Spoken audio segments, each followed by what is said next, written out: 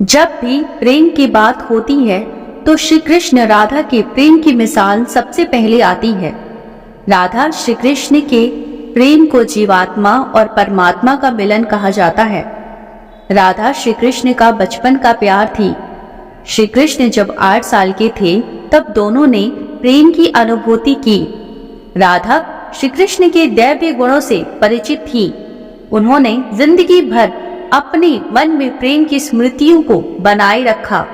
यही उनके रिश्ते की सबसे बड़ी खूबसूरती है। कहा जाता है कि श्री कृष्ण को केवल 2 ही चीजें सबसे ज्यादा प्रिय थी।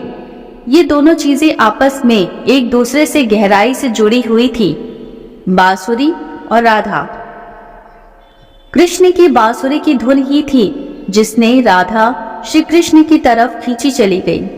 राधा की वजह से श्री कृष्ण बांसुरी को हमेशा अपने पास ही रखते थे। भले ही श्री कृष्ण और राधा का मिलन नहीं हो सका, लेकिन उनकी बांसुरी उन्हें हमेशा एक सूत्र में बांधे रही। श्री कृष्ण के जितने भी चित्रण मिलते हैं उनमें बांसुरी जरूर रहती है। बांसुरी श्री कृष्ण के राधा के प्रति प्रेम का प्रतीक है। वैसे तो राधा से कई जुड़ी अलग अलग विवरण मौजूद हैं, लेकिन एक प्रचलित कहानी नीचे दी गई है। भगवान श्री कृष्ण से राधा पहली बार तब अलग हुई जब मामा कंस ने बलराम और कृष्ण को आमंत्रित किया। वृंदावन के लोग यह खबर सुनकर दुखी हो गए। मथुरा जाने से पहले श्री कृष्ण राधा से मिले थे। राधा कृष्ण के मन में चल रही हर गतिविधि से जानती थी। राधा को अलविदा कह श्री कृष्ण उनसे दूर चले गए। कृष्ण राधा से ये वादा करके गए थे कि वो वापस आएंगे, लेकिन कृष्ण राधा के पास वापस नहीं आए। उनकी शादी भी रुक्मणी से हुई। रुक्मणी ने भी श्री कृष्ण को पाने के लिए बहुत जतन किए थे। श्री कृष्ण से विवाह के लिए वह अपने भाई रुक्मी के खिलाफ चली गई थी। राधा की तरह वह भी श्री कृष्ण से प्यार करती थी। रुक्मणी ने श्री कृष्ण को एक प्रेम पत्र भी भेजा था कि वह आकर उन्हें अपने साथ ले जाए। इसके बाद ही कृष्ण रुक्मणी के पास गए और उनसे शादी कर ली। कृष्ण के वृंदावन छोड़ने के बाद से ही राधा का वर्णन बहुत कम हो गया। राधा और कृष्ण जब आखिरी बार मिले थे तो राधा ने कृष्ण से कहा था कि भले ही वो उनसे दूर जा रहे हैं, लेकिन मन में कृष्ण हमेशा उनके साथ ही रहेंगे। इसके बाद कृष्ण मथुरा गए और कंस और बाकी राक्षसों को मारने का अपना काम पूरा किया। इसके बाद प्रजा की रक्षा के लिए कृष्ण द्वारका चले गए और द्वारकाधीश के नाम से लोकप्रिय हुए। जब कृष्ण वृंदावन से निकल गए तब राधा की जिंदगी ने अलग ही मोड़ ले लिया। राधा की शादी एक यादव से हो गई। राधा ने अपने दाम्पत्य जीवन की सारी रस्में निभाई और बूढ़ी हुई, लेकिन उनका मन तब भी कृष्ण के लिए समर्पित था।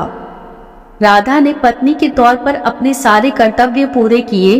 दूसरी तरफ श्री कृष्ण ने अपने दैवीय कर्तव्य निभाए।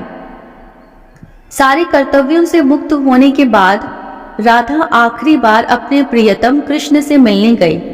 जब वह द्वारका पहुंची तो उन्होंने कृष्ण के रुक्मणी और सत्यभामा के विवाह के बारे में सुना, लेकिन वह दुखी नहीं हुई। जब कृष्ण ने राधा को देखा तो वो बहुत प्रसन्न हुए।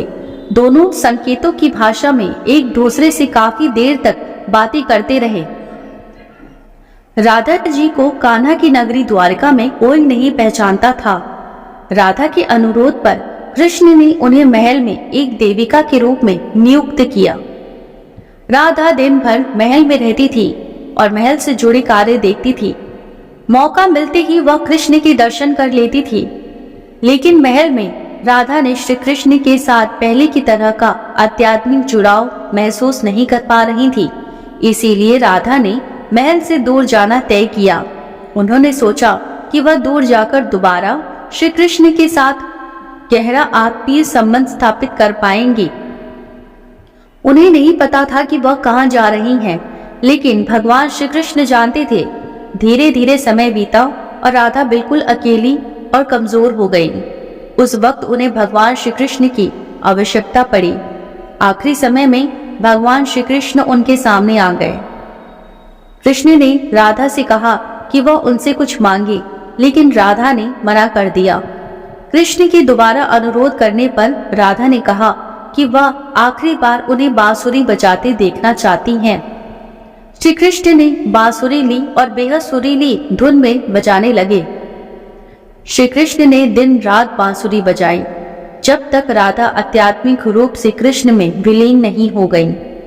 बांसुरी की धुन सुनते सुनते राधा ने अपने शरीर का त्याग कर दिया। हालांकि भगवान कृष्ण जानते थे कि उनका प्रेम अमर है, बावजूद वे राधा की मृत्यु को बर्दाश्त नहीं कर सके।